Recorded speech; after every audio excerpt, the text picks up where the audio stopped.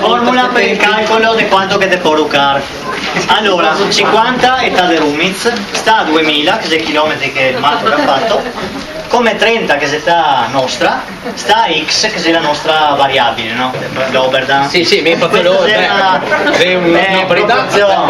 proporzione. Lo ripetù, per cui...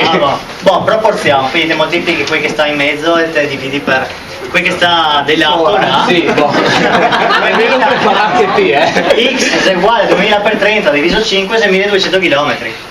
Comunque 1200 non sei mica 600, anche se sarà 200 metri in più, ma insomma... Quando si parla di robe scientifiche dopo c'è dei coefficienti che va in mezzo.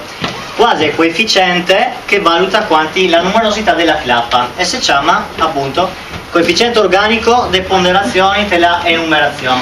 Cari amici, copite.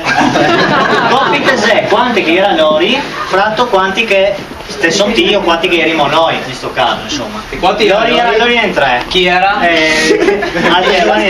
Chi era? Rumi, Zaltan e Rigatti. Grande, questa già sa, perché ieri che volevamo gli ha cagata fino a c'è proprio c'è poi il castagna che è morosa. Adesso è la scuola interrogazioni. Noi eravamo in 5, Michele, Eric, Cione e Pasta.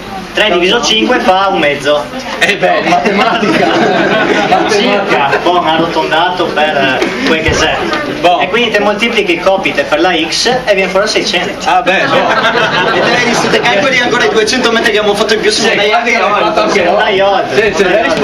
Madonna, sì. Certo che da sta formula, però certo che non mi sfuggi che più ieri meno chilometri che avevi da fare. Trucco, sì. Buoni, per quelli mega la ciamaccia. Comunque sospetto, no? Sì.